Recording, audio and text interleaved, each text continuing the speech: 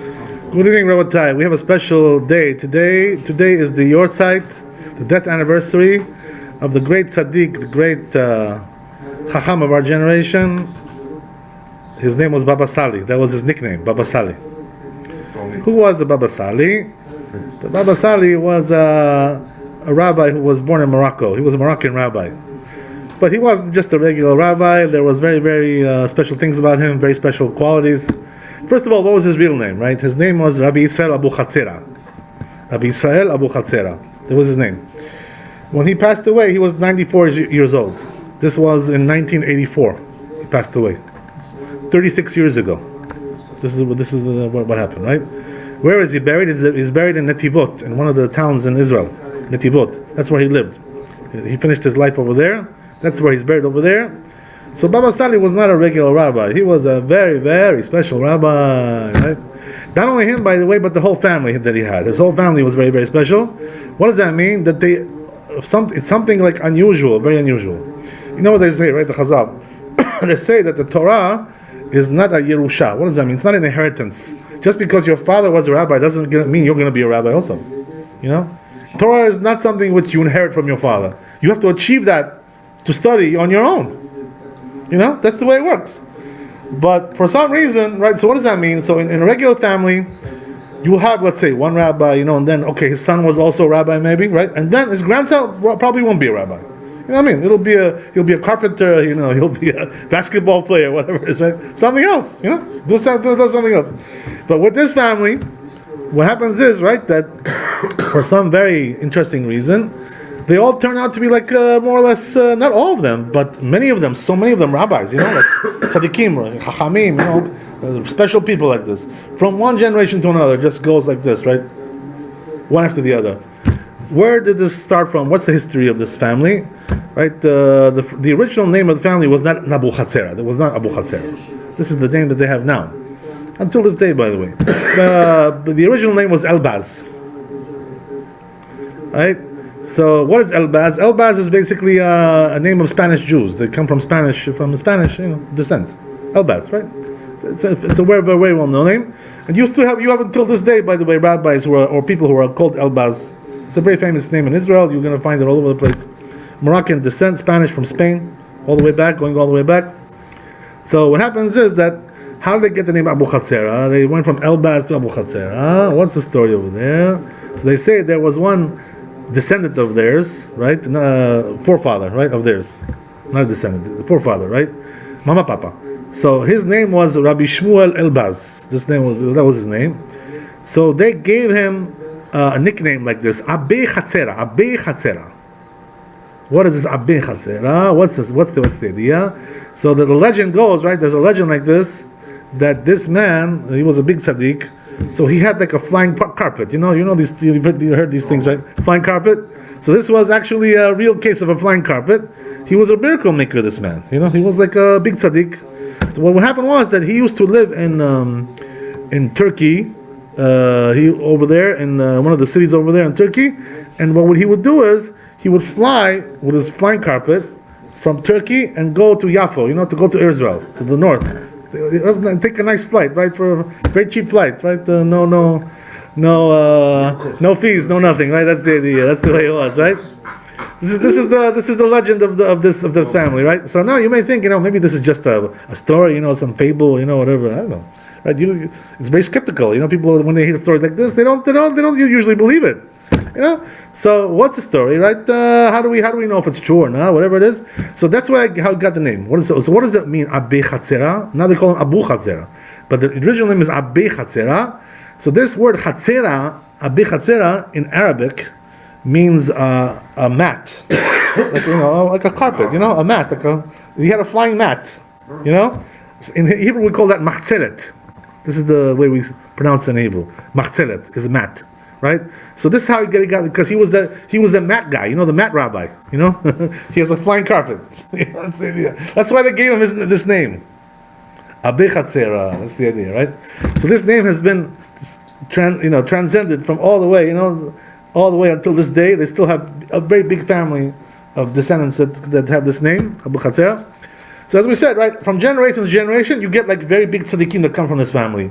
It's very unusual, right? Usually you don't have such a thing like repetition like this. All of them tzaddikim, all of them big people, big chachamim, like this, very special people. So, what's the story with Baba Sali? Baba Sali was a very, very special man. He was something very unusual, right? Just like his forefather, Rabbi Shmuel Elbaz, who they call him Abi Chatzera, was a miracle maker. Baba Sali was also a big miracle maker. That's what, right? And the thing is like this, right? If you had somebody from 500 years ago, so you could be skeptical and say maybe it never happened.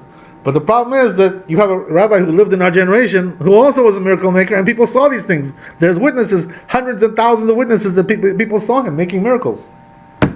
This is the idea, So what do we see from there? That this family was truly a miraculous family, miracle makers, these people. What did they make? So let's give you some examples, right? As we said, the flying carpet, right? But let's go now to the modern times, right? Exactly. What goes on with the modern times? So just to give you one story, right, which was told over to me by Maran, Rabbi And Torah. He also was very close to Baba Sali. He had a good relationship with him. So he told us a very interesting story. Just as one example, by the way, there are hundreds of examples. You should know, by the way, that there's books written on this. There's like at least 5 books you'll find, or more, which are written on the miracles that were performed by Baba Sali. One of them was, there's like 3 books that were written by his son-in-law, whose name is Rabbi Mugrabi, who was my neighbor in Israel, very well-known person. He's a mohel, he's a rabbi, whatever, all these kinds of things. So he was his personal shamash, his personal servant, assistant. So he was zoche to witness all the miracles that he did in front of his eyes. It's unbelievable, right? And he wrote books about this. So just to give you one to give you a taste of the palate of what he did, just one example. What happened was that the story goes that he went back to Morocco, Baba Sali. He used to shuttle back and forth. He came to Israel, go back to Morocco. Then he would go to France also. He had some things in France, Paris, all kinds of places like this, whatever. So what happened was that he went to Morocco and he saw over there was a community that didn't have a mikveh. So every Jewish community has to have a mikveh. You know why? Because otherwise you don't have family purity. You don't have the people, who can. You have to bring pure souls into the world. How do you bring pure souls into the world? By having a mikveh. That's the idea, right? That's why Baruch Hashem, Sosobitzia, he made us a nice new mikveh. Baruch Hashem, Chazak Baruch Sosobitzia. He made us. That's the way it is. Right? You have to have a mikveh in the community. That's the idea. So Baba Sali, he went to a place where there was no mikveh over there. Mikveh Ariko mikveh, in Morocco. So what happened was he told the community over there, the leaders of the community, President, Gabay, Gabayim. He told them, listen, you have to make a mikveh over here. This is unbelievable. There are women over here who have to go to mikveh. There's no place for them to go. Where are they going to go? Right? If you're going to tell me they should go to a different town, what happens on Shabbat? On Shabbat they can't drive. So where are they going to go on Shabbat? That's the idea. So therefore they have to have a mikveh over here. So what happened was that they built a mikveh. They listened to him. They listened to the rabbi, Baba Sali. They built a mikveh, right? But the problem is like this, right? That in Morocco, it's very similar to Eretz Israel. What does that mean? In Morocco, there's no rain in the summer over there. Just like Eretz Israel, there's no rain in the summer. You don't get any rain in the summer. If you see rain in the summer in Israel, it's like it's like a miracle. Like some kind of you don't get rain over there in summer. That's the way the climate is. So Morocco is the same thing. Middle East, same kind of climate. So what happens is that they built the mikveh in the summer, so there was no rain. So if you don't have any rain, where are you going to get the water from, right? That's the idea. The water that it's in the mikveh has to be rainwater or well water, So they didn't have well water over there. It has to be spring water, well water, or rainwater. So there's no rain in the summer. So they're going to have to wait now 4 months until a drop of rain comes down and fills up the mikveh, So meanwhile, what are they going to do? So they say, right, that Baba Sali, he was there at that time. So what he did was, he went out to pray, about this situation. He said to HaKadosh Baruch Hu, I know that it's not the way to have rain in the summer in Morocco, but he says, please, in order we should have the mikveh over here for the ladies. Bring the rain, bring it down and let's have some rain so we can fill up the mikveh. That's the idea. What happened was that that right there, the rain came. There was a miracle. Nesicho. Sastauli. So what happened was the rain came over there and filled up the whole mikveh. Like unbelievable. So what happens is that after the whole episode is over, all the mikveh is filled up with water. So he comes Baba Sali and asks the people over there who are in charge of the building. He tells them, he says, okay, so tell me what happened over here. The water got filled up in the mikveh. Okay, how did the water get there? Where did it come from? This, whatever. So they told him. They said, it didn't really go like from the roof inside the tub. What happened was that it fell on the ground, and then it dragged over. It moved over, flowed over, and went inside the mikveh like that. That's how that happened. So Baba Sadi, when he heard this, he was a little bit perplexed. He said, "Wow," he said to himself, "Is this kosher to have a mikveh like that?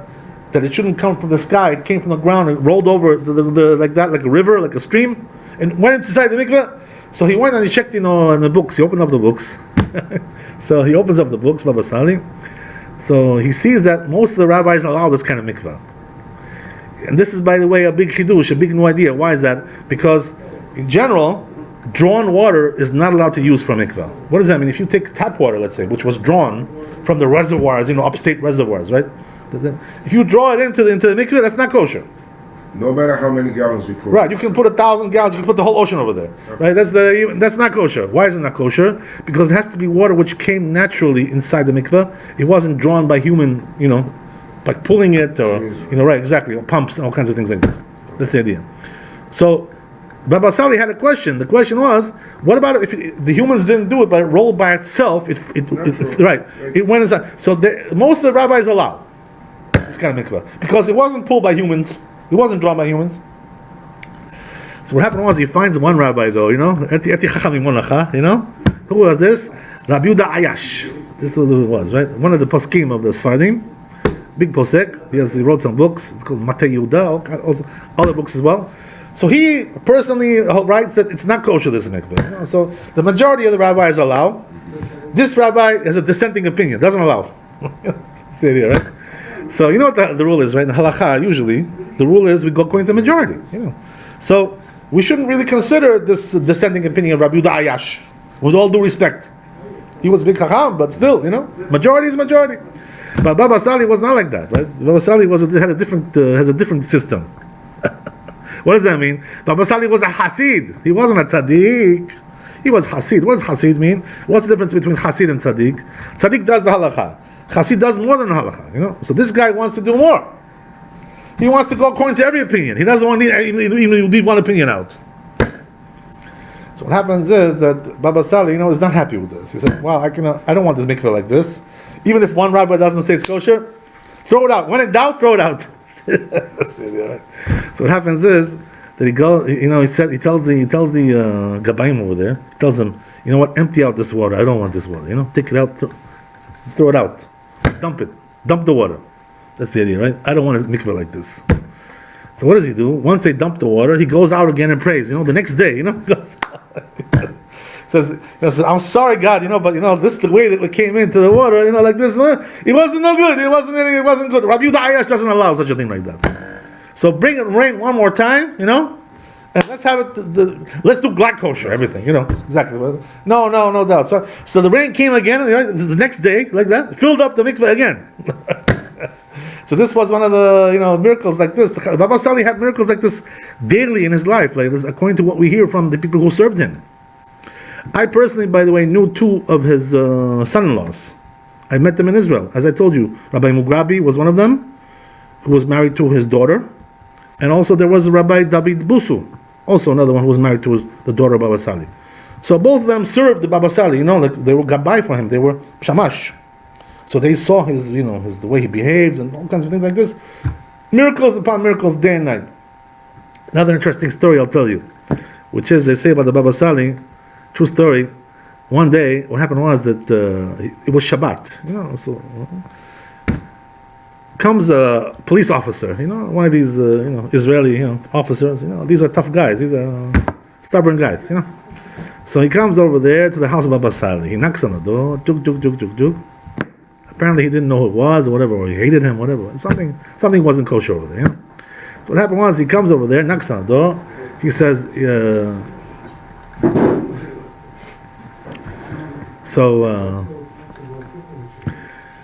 So I'll tell you another story. That story is a little bit maybe off the way, but I'll tell you another story which is very interesting.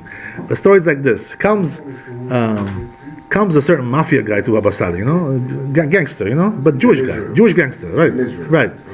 He wasn't Israeli. This guy came from Chutz La'aretz, somewhere from Europe, whatever it was, right? Some gangster, Jewish guy. So he brings a big gift to Baba Sali, brings him a nice big fat check, That's how it was. I used to bring him checks, all kinds of things like this, right? Money was flowing in, coming in. So what happens? He also brings a check, right? So whatever it was, $500, $1,000, whatever it was, right? Whatever. He brings a check. So he puts it in the envelope, gives it to the shama, the gabbai of the rabbi. Gives it to Baba Sali, So, so the question is, it arises a question when you get money from a rasha like this, gangster, are you allowed to use his money to for religious purposes? Because it's dirty money, it smells to high heaven. This is not kosher money, Gangster and racketeering, extortion, things like this. That's how he makes some money, this guy. So they puts in the envelope, he brings it to Baba Sali. So tells Baba Sali, he says, "You want to take the money from this guy? You interested in taking his check?" So Baba Sali tells him, he says, "You know what?" He says, "Put it in the drawer over there, and then he has a little cabinet, so put it over there, leave it there." Okay, so he puts it over there, right? So a few minutes later, what happens? There's a big burst, in one of the pipes. One of the pipes, it's plumbing. Bursts, and there's a fight. The house starts to get flooded. Like a big flood going on. So Baba Sali says, "Wow," says, "What's going on over here? We're getting flooded over here. We're going to be soon, in Noah's Ark, somewhere." So he tells the shamash, "Call a plumber, somebody, right away, so we can come and fix it up. Otherwise, we're going to be in problem." So what happens is the plumber comes, right, and he fixes, this problem, closes up the leak and everything. So what happens is that he tells him, "Okay, how much is the cost? How much the cost? Exactly the amount of the check that he brought this guy, right? This is the gangster. He tells him, this is the amount, $500, right? This is the amount of the check. So he tells him, he says, take the check and give this to this guy." Right? So what did he say after that? He said, just like the money came from the sewer, it's going back into the sewer. That's the idea. That's the idea. So, by the way, this teaches you a moral lesson. You know what it is? The moral lesson is like this, that this is also applied in other cases as well. I'll explain to you. That when you get money from like a source like this, which is like very, shady, right? Shady source of money, dirty money like this. So they say the best thing to do with money like this, by the way, the Ashkenazi rabbis, many of them, do not take this money at all. They don't accept it. They don't take it. If they get money like this, they say, "Thank you very much. Go take it. Go to the casino and gamble over there with that money. Leave me alone. I don't want." Some Ashkenazi rabbis, they don't take. They don't take. By the way, also they don't take money from a person who's mechal Shabbat, who breaks Shabbat. If somebody breaks Shabbat, they don't take his money. But the Sephardi, approach is a little bit different. What does that mean? The Sephardim are a little bit more practical, a little bit more forgiving. More understanding. So what does that mean? The Sephardim, what they do is they take the money that comes from dirty sources like this. So what do? They'll use it for the holy, synagogue or the yeshiva. So what do? They'll use it for like mundane purposes, like for cleaning, doing mopping the floors, bringing like Mosam Sakurev, things like this is like more mundane stuff. They won't use it for the holy stuff, Sefer Torah, things like this. They won't touch that stuff with that. They'll use it for the mundane. So, in other words, what does that mean? The rule is that when the money comes from mundane, it should also go back to mundane. That's the way to deal with this issue. That's the idea. Okay, that's the idea. But the truth is, that as we said, Baba Sali his whole life was like miracles like this. And there, by the way, there was things which are very crazy, which will sound crazy to you if you hear them. The miracles that he did for people, all kinds of things. There's also another issue, which is that Baba Sali was Bal Ruach HaKodesh. He had divine inspiration, Ruach HaKodesh. What does that mean? You have access to information which people don't usually have. Something, divine inspiration. Prophecy, it's a lower form of prophecy. There's different types of prophecy. There's different levels. This is like a lower form. The truth is, right, the Gemara says that once the last three prophets died, which was Zechariah, Malachi, and Haggai, which were the last prophets. After that, there was no prophecy anymore. They were the last prophets. But nevertheless, there is Ruach HaKodesh, something a little bit lower level. So that's what we're talking about. So Baba Sali also had Ruach HaKodesh. He had access to information, all kinds of things that people don't usually. The guy was flying around on the carpet. Right, that was his predecessor. Right, yeah. But this family was like all of them like that. They were like very. How recent was this guy? He passed away 36 years ago. He was in our generation. Can you imagine? This is like something from our generation. Miracle maker in our generation. So what happens is that Baba Sali has Ruach HaKodesh. So they have all kinds of information. I'll give you an example, by the way, how that works. There was a case. These are all true stories. They're known, they're documented. There was a certain child who was kidnapped from Israel, and the parents couldn't find him. So what happened was that they came to Baba Sali. Maybe you can help them. So what happens is that Baba Sali tells them, he says, go to my son, Baba Meir, who was also like a Baba, like this kind of thing, right? Another Baba, right? Baba Meir, his son was Meir. So what happened was, he tells him, he says, he'll help you, go to him. So what happens is that Baba Meir, he hears this story that the child was kidnapped. So they asked him, they said, can you help us, to locate the child? We don't know where he is. We can't find him.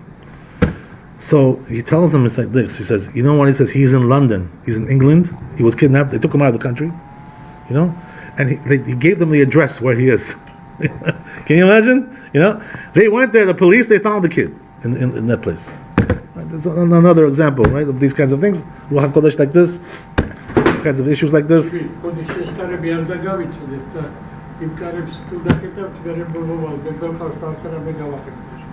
Is Trent afgedut? Huh? Trent afgedut. Okay. Maniac. Okay, so. That's it. Close the door. Okay, so as we said, Ruach HaKodesh like this was all over the place over there with the family of Baba Sali. There's another interesting thing they say that, by the way, one of the Abu Chatzera rabbis also, they say that, there's an interesting halacha when it comes to writing a Sefer Torah. By the way, when you write a Sefer Torah, you have to be very careful that it should be written in a kosher way. Otherwise, it's not kosher. One of the interesting things about Sefer Torah, which is you can't see if it was done kosher. There are certain things you can't see. So you have to rely on the person who did it, that he was a God-fearing person. Otherwise, you don't even know if it's kosher. Because you could have done everything good, it looks good, but it's not kosher. When you say God-fearing, what does it mean? Believes in God? God-fearing means he performs the mitzvot of God, right? Not only to believe. Believing is one thing, but you have to also to uphold. You know what I mean, right? That's the idea. So what happens is that there's one of the interesting things about Sefer Torah is like this. When you write all the names of God, which are in the Sefer Torah, whether it's Adonai, Elohim, all these kinds of names like this, El, right? They have to have a kavanah. Before you write the name, you have to stop, have a kavanah for that, special intention, special concentration, and then you write the name. The software has to do like that. Every name has to have kavanah. What if you're hiring someone? So you have to rely on his God, fear of God. Not necessarily. Yeah, I mean, you know what I mean? hiring a Jew. Yeah. Obviously. Yeah. But he's more of a calligraphy guy or an artist. Calligraphy we don't want. We don't want calligraphy. Yeah. We want a person who's tzaddik. Tzaddikim. That's when the you idea. say kavanah, before you write that name, Yud-Kei, Vav-Kei, right. What do you have to think of, Like for instance, when you pray, it says in the Shulchan Aruch, when you say you say he's the master of all, and he rules over the four directions. This up here, east, west, south, all kinds of things like this. The kavanot. You have to have a person that has a certain kavanot for each name. That's the idea, right? So what happens is now that the problem is that how do I know this guy had kavanot? How do I know? What do I know about that? He's bringing me a Sefer Torah. He's charging me $25,000 for one Sefer Torah. I don't know what he did over there. What do I know? Right?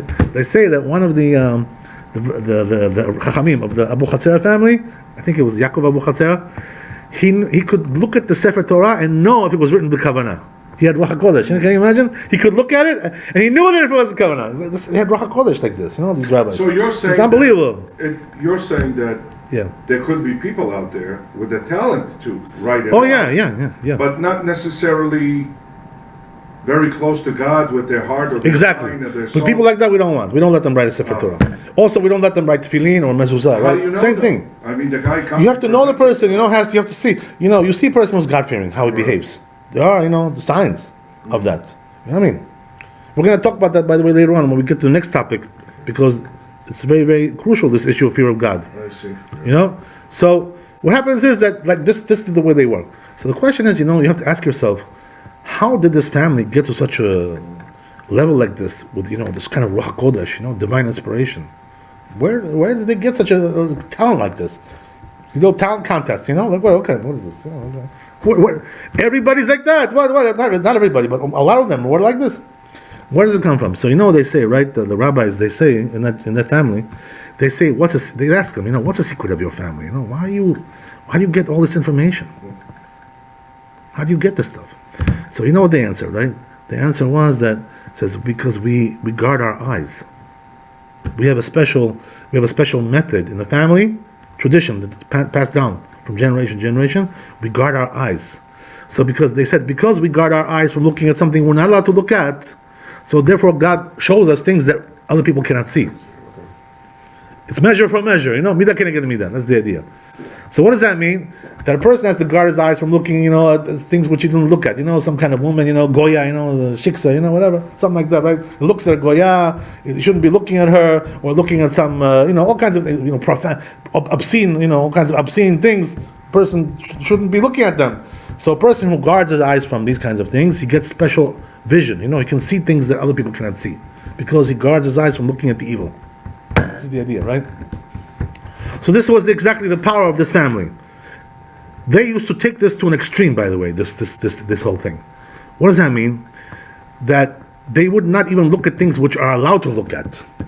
This is like Hasidut. What does that mean? I'll give you an example. They had like a custom, like, Baba Sali in his family, that they, for like several hours, they would study Torah, like look into a book, study Torah, and not only were they studying Torah, but they would not look outside of their immediate vicinity. What does that mean? Arba amot, 2 meters around you, right? They would, in other words, I cannot look at the door because the door is too far away. It's more than 2 meters away from me, right? So they had like a thing like this. They would do an exercise like this, study Torah, and not look at anything outside my immediate vicinity. So this is like Hasidut because you're allowed to look at the door. What's the problem looking at the door? What's the problem with looking at the telephone? There's a problem with that? No. But this was like a Hasidut they used to do, this family, you understand? To limit their sight of vision, their field of vision. And because of this... Did they have electricity? I mean, they started... Yeah, no, they had everything. Yeah, Baruch Hashem. That's not the issue. Right? But because of this, that's why they were able to see things that other people cannot see. That's the idea, yeah? Understand? So this is a very big secret. One of the interesting things that this family had, and this is the right reason why they had this kinds of powers. It's unbelievable, right? The whole thing is unreal. Unfortunately, to be honest with you, as time goes along, since Baba Sali passed away, and although all the big rabbis in that generation who had Ruach HaKodesh, there were many of them like this. We don't have people like that anymore so much today. Would you say that your rabbi also had some kind of... Maran, Ravadia. For sure he had Ruach HaKodesh, there's no question about it. He did not kind of... So I'll explain to you something interesting about that, right? I wanted to get to that point. The point is like this, right? There's also Midrash that says like this. It says, how does a person get Ruach HaKodesh? So the truth is, right, that one of the ways, as we mentioned, is that a person does Hasidut. He does more than halacha. Like this kind of very, very strict, exercises to limit your field of vision, to limit the way you getting pleasure. Another interesting thing to do, by the way, these families and other families as well. They used to limit also what they ate. They would not eat meat, like almost never eat meat. They never ate meat. Even on Shabbat, they didn't eat meat. Just like a little fish, they would taste a little bit of fish, that's it, right? That's all they would eat. Baba Sali himself, by the way, you should know, how much of a Hasid was he? They say that he used to fast all week. He would only eat on Shabbat. All week he was fasting. And this I know from personal testimony. What does that mean? Rav David Busso, who was his son-in-law, he told us that he was so weak by the end of the week because he didn't eat all week. All week he wouldn't eat. All week. What was the significance of this? To afflict yourself, so you should get more holiness. The affliction, a personal affliction. These people are very high level people. Believe me when I tell you, we're like very far. We're very far from these kinds of things. No, obvious. You know what I mean? But they lived in our generation. So interesting thing is, right, that Baba Sali, he told me, Rav David Busso, who was a son-in-law, he says we used to take him to the mikveh, on Erev Shabbat. He used to go to the mikveh. like everybody else who that kind of lives that kind of life. So what happened was that they say that because he was so weak from not eating all week, they didn't have the power. He didn't have the strength to go into the mikveh. They said we had to pick him up and put him in the mikveh ourselves. His body was too weak to go into the mikveh. So basically, can you imagine such a thing like this? Torturing himself. I mean. Yeah, but you have to know how to do that. By the way, they're all techniques, not just all kinds of nonsense. Yeah? You have to know how to do. You have to know what the outcome is. That's the way the Baba Sali was. Al Sharpton did it when he was in jail. Hunger strike, yes. Hunger strike, yes. Unbelievable. Yes. Okay, so you get the idea, right? This is the way they were. So this is one way of getting Ruach HaKodesh. When a person does this kinds of Hasidut, things which are very, very far beyond the halacha, above and beyond, he gets Ruach HaKodesh for this reason. There's also a midrash that says there's another reason why a person gets Ruach HaKodesh. What's the reason? Because a person, what does he do? He learns the whole Torah. What does that mean? He starts with the Bible, right? Aleph Bet, Bible. Then he goes into the Mishnah, the Gemara, the Midrashim. He learns the Zohar Kadosh. He learns the Halachot. He learns the Poskim. He learns the Kabbalah. He learns everything. They say once he does that, he learns the whole Torah. Immediately comes upon him Ruach HaKodesh. It's automatic. Person who's zochet to learn the whole Torah gets Ruach HaKodesh right away. What's the reason why? What's the reason why this happens? You know why? Because once a person learns everything which is possible to learn with the intellect, right now, he's ready to go above and beyond. So therefore, they give him more than that. You understand? Once he mastered the whole Torah, once he mastered the whole knowledge of the Torah, now they have to give him a turbocharge. Elevate him to a different level. So therefore, they give him Ruach HaKodesh. Now he has access to information that other people don't have access to. Shalom Shalom, this is what Baba Sali was, just to give you a little taste of what he was. Believe me, if we talk about this, we could go until the morning. About the miracles that he did, all kinds of things. It's unbelievable. The stories are documented by the very well. They're very well documented in the books. So if you want to look up these things, you can. A lot of information out there about this. Okay, so let's get back to what we were talking about last week, because we have to finish up regarding the issue of the Talmidei Chachamim and the Rabbo, right, the person's rabbi, how to treat him. There are still some few things which were left over, so I want to get to them, and let's go ahead. So it says like this, right? Another interesting halacha, which is that if a person, as we said, right, Talmid Chacham has a certain kind of kavod that a person has to give a Talmid Chacham. But the question is, what about if he forgave his kavod? It says, what, I forgive you. You don't have to honor me. I forgive you. That's the question, right? That's the issue. So the question is also the same issue applies as well. Let's say your father tells you, I forgive you. You don't have to honor me. What does that mean? You don't have to stand up when I come into the room. You don't have to do all kinds of special things for me. Treat me like your friend. Let's be friends. That's the idea, right? I don't want you to do anything special for me. So the question is, if he tells you, the rabbi or your father, like this, I forgive you, does that apply? Does that take effect, right? So it says the Shulchan Aruch, it does take effect. So what does that mean? That if the rabbi tells you, listen, I don't want you to get up from me when I get into the room. Sit down, relax, drink some coffee, beer, feel at home. So the rule is you don't have to honor him in that case. But the truth is, right, that there's two different things. There's regarding the honoring the Talmid Chacham, he can forgive you for that. But there's something that a Talmid Chacham cannot forgive you, and also God will not forgive you. What does that mean? If you disgrace the Talmid Chacham, disgrace him, there's no forgiveness for that. He cannot forgive you for that. So therefore, a person has to be very careful not to disgrace. Okay, if you don't want to honor him because he told you, okay, I forgive you. You're absolved. That's one thing. The same thing also applies to the parents, by the way. If your parents forgive you for the honor, you're forgiven. But that doesn't give you the right to disgrace them. For disgracing your parents, there's no forgiveness for that. You have to give judgment for that. That's the idea, So a person has to know, right? There's a difference between one and the other. Very good. Nevertheless, he says the Shulchan Aruch, right? Even if your rabbi does forgive you, or your parents, whatever, nevertheless, it's still a mitzvah to give them a little bit kavod, like just to show that, you're not obligated, but it's nice to do that. Also, another thing they write in the poskim, you know what it is? They say that you shouldn't ask your rabbi or your parents, to forgive you like that. Like, you go to your parents, you go to your rabbi.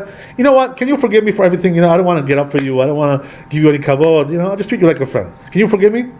So they say, right, that even though the rabbi is allowed to forgive, but it's not proper to ask him like that. What does that mean? Because you're taking away the mitzvah that you have from yourself. This is a great mitzvah. You're not going to get a great reward for that. So why would you want to absolve yourself from such a great mitzvah like this? You're going to get so rewarded so greatly. So then, when should a person do that? Ask a rabbi or your parents like this to forgive? They say only temporarily. What does that mean? Let's say temporarily you want to be absolved because you cannot do it now. You don't feel good. You don't want to get up. You're weak. So you can tell them, temporarily. Listen, forgive me today. But don't tell them. It's not proper to tell them like this. Forgive me forever. What does that mean? What you want to get rid of the mitzvah like that of honoring your parents, honoring Talmid Chacham? God, you should not do. But it's not proper to do that. You're allowed to, technically speaking, not proper so much. Okay, very good.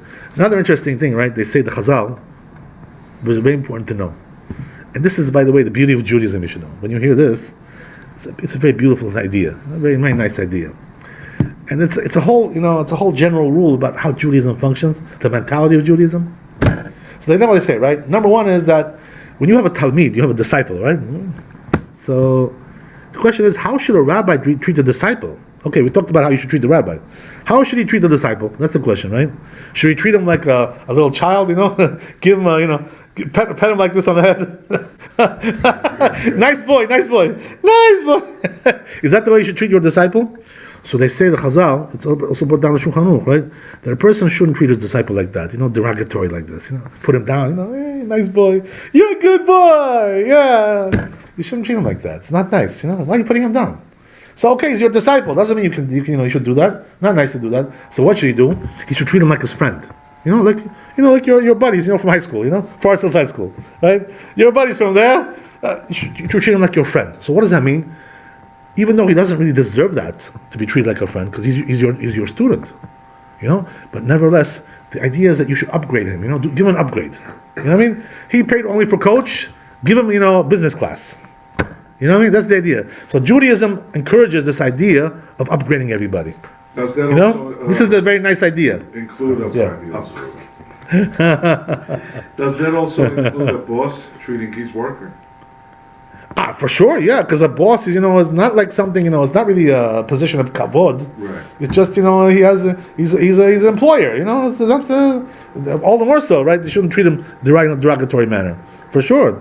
That's very cruel, by the way, to do that. It's very, very nasty, to be like that, to be a boss like that, putting people down, making them feel like they're 2 feet tall, like Paro, making them feel like that. You should read Bloomberg's book, Bloomberg by Bloomberg. It talks about okay, workers should be treated, in a certain way. Okay. Demeaned. Oh, really? That's what he says. Yeah. Oh, yeah. Very interesting. Okay, well, I'm not going to vote for him. I'll vote for Trump. I'm sorry. If people ask him, well, he's a Jewish, so you should vote for him, So, I have to answer them. Trump is more Jewish than him. In my book, You know what he said, by the way? Yeah. Okay? He said there are 2 Jews running for the presidency. Right. Only one of them wants to turn America into kibbutz. That's funny. Who said that? Bloomberg. Interesting. That's funny. Was the other genius? He's a... Right. Bernie. Talking about Bernie. Okay, I got it. He's a communist. Okay. Yeah, Bernie's a dangerous guy. Gotta watch out for Bernie. Yeah, he's not going to get elected. Yeah. Long shot, right? Okay, so anyway, getting back to what we said, we give every upgrade. So the Chazal say, just like you upgraded your Talmid, what about if you have somebody who's like equal to you? Let's say he's you're both rabbis, let's say, whatever, more or less on equal scale. Knowledge equal, God, fear of God equal, more or less. How should you treat your fellow, rabbi or whatever it is, colleague, whatever it is, right? Mm-hmm. So they say you should treat him like a little bit upgrade. What does that mean? Don't treat him like a friend. Treat him like he's your rabbi. Even though he's only equal to you, he's not really superior to you. But the fact that he's on equal footing, he also deserves kavod. So give him an upgrade, upgrade him. Treat him like your rabbi. That's the idea, right? So we upgrade everybody. We upgrade everybody 1 notch. That's the idea, right? This is the proper way of behavior, by the way. If a person does this, You should know, by the way, he makes a big Kiddush Hashem, he sanctifies the name of God. Treats people like this. Everybody treats them in a nice way, more than they deserve. That's the idea, right? Regarding this, Pirkei Avot, you know what it says? Unbelievable. Just a couple of words. What does it say about this? It says, Ezeh mechubad, who's considered to be an honorable person? Patiosani Adamini. Like we say, right? In Georgian, right? Patiosani. Who's Patiosani? Who's an honorable person? The one who honors others, his fellow man. If you honor your fellow man, you're Patiosani. But if you degrade your fellow man, you're a jerk just like him, That's the idea, right? That's the idea. So it all depends on what you give to others. That's what you get in return. How do you say Pirkei Avot in English? I'm sorry? Pirkei Avot, what's the translation? Ethics of the Fathers. Okay, nice translation, right? Those translations never cease to amaze me. Okay, Ethics of the Fathers. It's not exactly a real good translation. Okay, whatever, you got the idea. So anyway, getting back to what we said, right? So then the question is, how should a person treat his rabbi? If that's the case. How do you upgrade your rabbi? Where do you take him? Where's the upgrade? What kind of upgrade can you give him? So very simple. They say you should treat him like God. Like you should fear your rabbi like you fear God. You treat him very, put him on a pedestal. He's my hero. That is the idea, right? This is the way. Again, we see everybody should be upgraded one step. That's the idea. This is a very beautiful idea in Judaism, by the way. This is this idea. Yeah. Very beautiful idea. I wish that everybody would do that. The other guys probably got it from us. They also. I mean, those laws apply to women. Yeah. Basically, right? I mean. No, I'm just thinking, what did my kids mostly with me and Gocha. That's after we geniuses left. Wait a second, we all graduated at the same time. After Mishka, Yeah. and Rolandi, Yeah. and Right, I never went back. Or next year you didn't No, I want to never go went back. He came in front of my window and he told my grandmother, Tamara Deidao, Rabbi Katzmao, თქვენ არ იცნობდითო, მაგრამ მესეჯი გამოუგზავნოთ დათოსო. დათო კარგი ბიჭი იყო, which wasn't exactly. გოჩა აგიჟებდაო, დათოს კარგი არ იყო და უნდა რომ დათო დაბრუნდეს უკან. By the way, I think that what he said, the rabbi is right until this day, Agijebs. Until this day, Agijebs. Nothing has changed. და მეუღე უკან დაბრუნდი იქ. ჰოლზში. Okay. I think the rabbi was very smart, this rabbi. Rabbi, the stuff that we put him through. That's what happens. When you're a grade school teacher, you get the worst, That's the worst.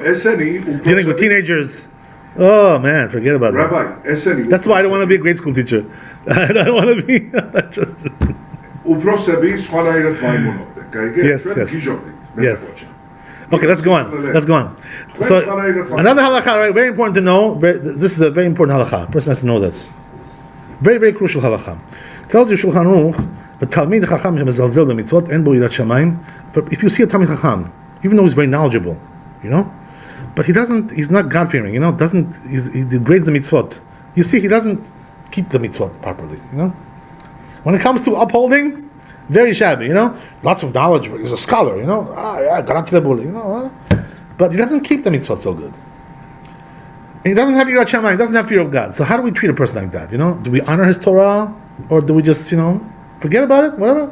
So it says, right? It says in the Shulchan Aruch. What does that mean? We treat him like a lowlife, like a punk. What if we can learn a lot from the Oh, that's a very good question. I have to answer you that question, right? So the idea just is like this, right? That a person who has Torah but doesn't keep the Torah is considered to be zero, nothing, worthless, because the whole point is to keep the Torah.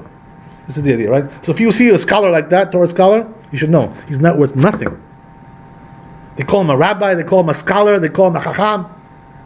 Zero. He's a big fat zero. That's what he is. We treat him like a lowlife. No kavod for him. Even if he's a good teacher. Right. So now the question is like this, right? Like you mentioned, are you allowed to learn from somebody like the Torah? So the answer is no. You understand? You're not allowed to learn from him anything. What does that mean? Because we suspect that he's giving you distorted information. Since he's not God fearing, So his Torah is also corrupted. Just like his deeds are corrupted, his Torah is also corrupted. You understand? So therefore, you're not allowed to learn from somebody like that. Unless what? There is a caveat over here. There's a condition. What's the condition? Condition is, if you know how to filter his words, and weigh what's wrong and what's right, you know how to be, you're that smart, right? If you're that smart to filter his words, filter out the garbage, and keep only the good, you're allowed to. This is very rare, by the way. Most people are not on that level. But there are people, not even rabbis, regular people, Yeah. who are self-destructive people. They know Yeah. what the right road is. Yeah, They don't necessarily take it themselves, but they mean well to others. right. But the problem is that this distorts your judgment, when you're not God-fearing. When it comes to Torah, So because the Torah is not just a discipline. It's a way of life, So you know what I mean? we're not allowed to take You have to a practice what you preach. That's the idea, right? As they say. You got to practice what you preach. If you don't, We're not allowed to take a risk with this person. That's Basically, right. That's what it is. who is, by the way, the one who was able to do this? And the Gemara brings down, right, in the Talmud. Rabbi Meir was able to learn from his rabbi, even though his rabbi was a heretic. Became a heretic, right? Who was that? Right? Elisha ben Abuya. Right? We call him Acher, right? He became a heretic. Well, this is Rabbi. Even though- it was a heretic. Even though Elisha ben Abuya became a heretic, he was a Rasha, Ubeduri Gachda. Right. But he was very learned. He was a big scholar. So therefore, Rabbi Meir used to learn from him. Why? Because he knew how to filter out the bad from the good. He was a big chacham himself. So therefore, he would go with him, accompany him. And by the way, not only he'd learn from him, he also would tell him once in a while, like, you want to do tshuva, right? Like, are you ready to do tshuva? Are you ready to, to come clean? Come on, let's, come on, Rabbi, let's come back to reality. He would tell him once in a while, like that, right? He had a reason, by the way, why he didn't want to do tshuva. Whatever, I don't want to get into that now. But the idea is like this, right? That Rabbi Meir was able to do it, but most people are not able to. So therefore, the rule is that a person who doesn't have Yirat Shamayim, not only don't give him any kavod, but also we're not allowed to learn from him anything. That's the idea. Amen. You get the idea. Very good. So there is an example of someone that's not necessarily. So it tells you the Shulchan Aruch like this: Avon gadol hu lebazot tamid chachamim. It's a very big sin to disgrace tamid chachamim, or to hate them also. Let's say you don't disgrace them, but in your heart you have hatred. Very big sin to do such a thing like that. So what do they say regarding this? Whoever disgraces the chachamim, he has no portion in the world to come. That's how severe it is. So he says it's considered to be in the verse. The verse applies to him. What verse? They disgrace the words of God. What does that mean? Since you're disgracing the chacham, that means you're disgracing God Himself as well. That's the idea. It's one and the same. So therefore, it has to be very careful not to disgrace Tamid Chachamim. If you don't agree with him, so argue with him. Okay, whatever. Talk, have a discussion with him, but don't disgrace him. Make fun of him like this. Making jokes and this kind of stuff. Mocking him. People like to play these kinds of games. I don't know why. I don't know why they have the crazy desire. To play these kinds of games. You should give kavod to everybody, but especially Tamid Chacham. All the more so. Okay, that's the idea. Very good. Another interesting idea the Ramah brings down here is that you're not allowed to use a Talmid Chacham. Right? What does that mean, to use him? There's also a rule like this regarding Kohanim. You're not allowed to use a Kohen. Since a Kohen is considered to be the top of the line, right, in the families of Israel, we talked about this yesterday, right? Over here, we had a little Seudah over here, we talked about this, I spoke about that. But the point is that the Kohen, you're not allowed to tell him, listen, go bring me, that phone, do me a favor. You're using him. Like that, to mishtamesh. Tell him, Kohen, go bring me a pen. I gotta write something. To bring it yourself. What's the reason why you're not allowed to use a Kohen? Because they're serving God. They're supposed to be serving God, not you. God chose them to serve Him. Yeah. So therefore, you cannot take the servant of God and use it for your mundane purposes. I don't think that kind of a thing. I never found it really to be very appropriate. Telling somebody, get up. Yeah, you're right. It's true. But here there's a prohibition. That's the idea. It's a prohibition. Yeah. So same thing comes to Talmid Chacham. What does that mean? A person, let's say, even if he's not such a big Talmid Chacham, but he studies halachot. He learns halachot every day, whatever. He learns Mishnayot and Gemara. You should not use him for your purposes because he's serving God. He sits every day and learns Torah, and you're using him, telling him, listen, Rabbi, go bring me a pen, go bring me this, go bring me some dinner, bring me some pizza. That's what the rabbi is for, to bring you pizza. He's serving Hashem. That's the idea. There's a story, by the way, about this from the Baal Shem Tov. Interesting story. Baal Shem Tov was the founder of Hasidut, right? About 300 years ago. They say regarding the Baal Shem Tov, they say that one day he was on Shabbat, doing something, whatever, in his house.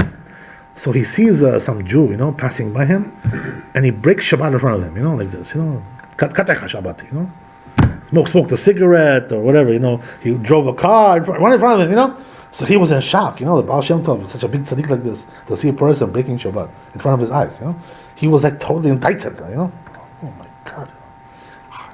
So he knew right away that since he saw somebody like this breaking Shabbat, he knew that there was also like some sin that he must have done. Because otherwise they wouldn't show him such a thing like that.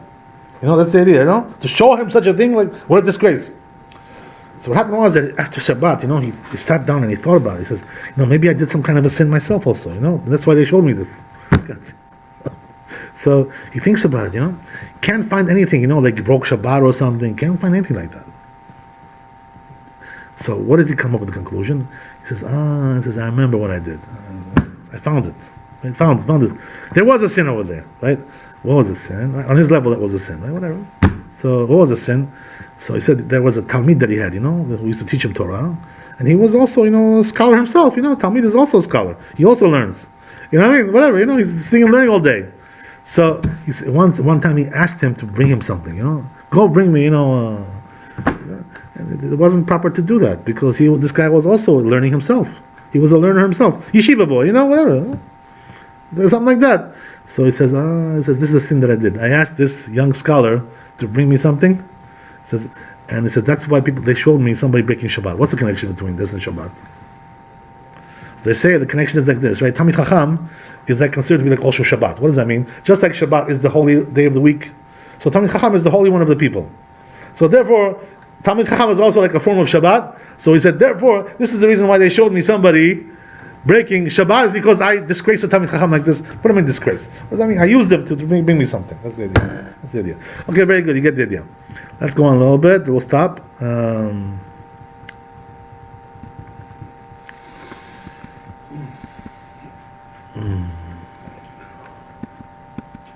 So interesting rule, right, regarding this. Person has to be very careful about this, by the way, because this can actually happen. Even today, you never know. You never know. I know that there was a case that it actually did happen. I'll explain to you what that means. The rule is like this in Shulchan Aruch, right? Talmud, we have this also everywhere. The rule is that if a person disgraces a Talmid Chacham, makes fun of him, gives him like a hard time, gives him, So what happens is that this Talmid Chacham is allowed to excommunicate him, to put him in a ban. There's a way to do that, by the way. It's described very well in the Talmud and in the Shulchan Aruch. He's allowed to do it if he wants, even though there's no witnesses, there's no court, no nothing. No warning. The fact that this guy did it to him, he's allowed to excommunicate him. So interesting thing, right? The question is it okay? He's allowed to, but is it proper to do that? That's the question, right? This is the issue. So we talked about this a little bit before, but just to reiterate this idea, very important, right? So they say it really depends on how this guy disgraced him. If he disgraced him in private, more or less, just like one or two people, something private audience. They say the proper thing to do is not to excommunicate him. Why? Because it was something not public. It wasn't such a big deal. Okay, so forgive the guy. Let's say he said something bad to you. Don't excommunicate him for that. You could if you want, but not so good to do that. You're being a little bit too harsh. That's the idea, right? Excommunicating means what? From a that means that he's excommunicated from Jewish people. It's wow. It's a very big problem. Your religion. Yeah, right. It's going to become one of those guys, right? You're kidding me. Yeah. It's a big problem. It's a whole issue. I don't want to talk about this now, right? What's excommunication? Basically take away the person's identity? No, it's just that he becomes like banned, like in other words, he can't go with the minyan, there's all kinds of things, he has a problem with all kinds of issues. Right, he has to be banned from the community, something like that, until he does tshuva. Teshuvah's dabrun deba. That's the idea, right? What is doing tshuva in that case? He has to apologize. Come to the rabbi and tell him, I'm sorry, I was just in a bad mood, I didn't mean anything against you personally, I was just a little bit nervous, whatever. So he apologized to him, he forgave you, that's the idea. But now, as we said, right, a couple of weeks ago, when it comes to something in public, though, there he's not allowed to forgive the rabbi. He has to punish him. because of this. You understand? So for something in public, in front of everybody, and comes this guy, disgraces him. Yeah. He's not allowed to forgive him for that. Why? Because it's a desecration of the name of God. So therefore, he has to punish him. So this, by the way, you may think, this is like, it's something far away from us. Right. We never heard something like this. The truth is, this happened in our generation also. What does that mean? That my Rabbi Maran Alav Shalom, he did once excommunicated somebody like this several times, once or twice or 3 times he did it. I'll give you the story. What happened? Guy or different? Different people, right? So what happened was like this. I'll tell you a very, very scary story. First of all, number one, the rabbi was giving, at that time he was the chief rabbi of Israel, at that time. So what happened was that he was in Tel Aviv giving a lecture over there in one of the shuls, and so everybody's listening to the lecture. There's one wise guy, goes up to the Ezrat Nashim, the women's section on the top, in the balcony, Yeah. and starts over there yelling at him, like all kinds of stuff, mocking him, disgracing him, like this. You saw it happen? No. I know, just a story that we heard about, right? So what happened? I wasn't there. This was a long time ago, probably before I was born, Oh. or something like that, right? I was a kid at that time. So what happens is like this, right? He starts to mock him like this in public. He was a chief rabbi of Israel. So what happens is he looks up there, and he sees the guy, looking there, mocking him. So he says, "Hare ata b'shamata." He said it in Hebrew. He excommunicated him right there, and he then continued the lecture. Is it your excommunicated? That's it, right? He's saying it very quietly, very calm. No drama. Continues the lecture like nothing happened. 2 seconds. Okay, so that's it, right? The lecture ended. Everything goes on. Life goes on. That's the way it is, right? So what happened was that this. By the way, this story we heard from his son. Rabbi Yitzchak Yosef, the chief rabbi. He told us the story.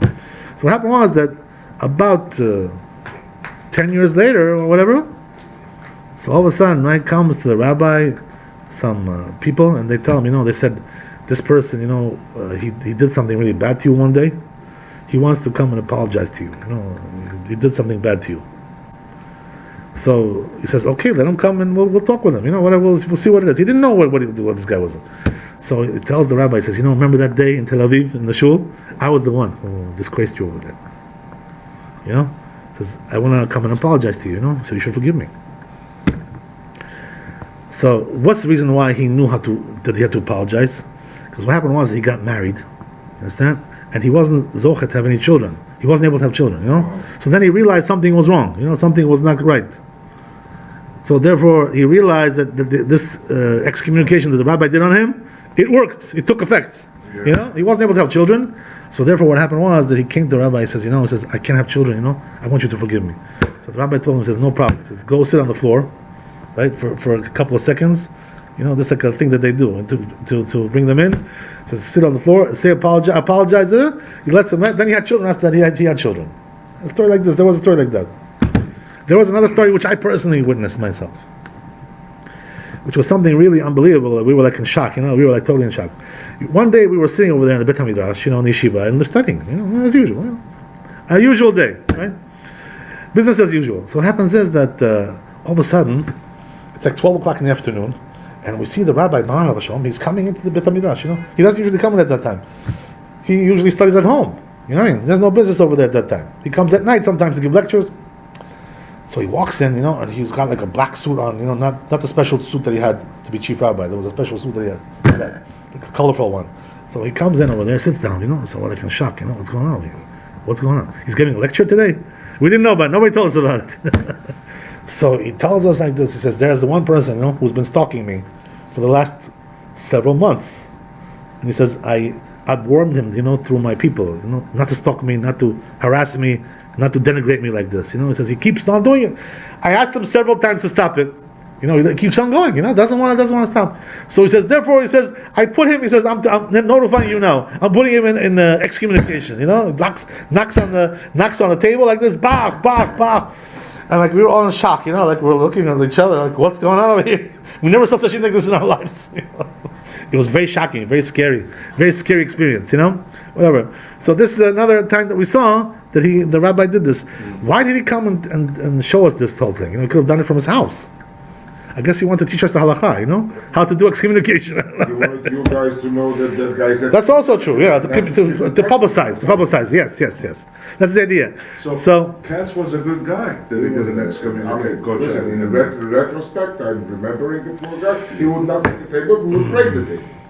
you should know, by the way, that this excommunication sometimes it works, even though the rabbi doesn't do it. What happens is that a person does a certain kind of a sin that he deserves to be excommunicated, and they excommunicate him from heaven. That he's excommunicated. So what does that mean? That's the reason why he can't have children, he can't get married, has all kinds of issues like that. Why is that? Because he messed around with somebody, with some rabbi, or he did some sins, that deserve to be excommunicated. There are people like this. So a person has to be very careful, that there are some sins that a person can do, that from heaven he's excommunicated also. Rabbi, have to be very careful about that. When you say heaven, I don't mean to be... From God, that's the idea. No, when you say heaven, all the punishment and it's actually physically in heaven, all this stuff that's going on? Yeah, for sure, yeah. It's not physical, it's spiritual, but in heaven there's nothing spiritual, there's nothing physical over there. That's the idea, right? Very good. Okay, you got the idea. Very good. I guess we'll stop here, because I don't want to keep you guys too late. Thanks for coming. God bless you all. Blessings and happiness and good health and wealth from your children and grandchildren. Amen ve'amen. Chazak u'baruch. Baruch Adonai le'olam. Amen ve'amen. See you next week.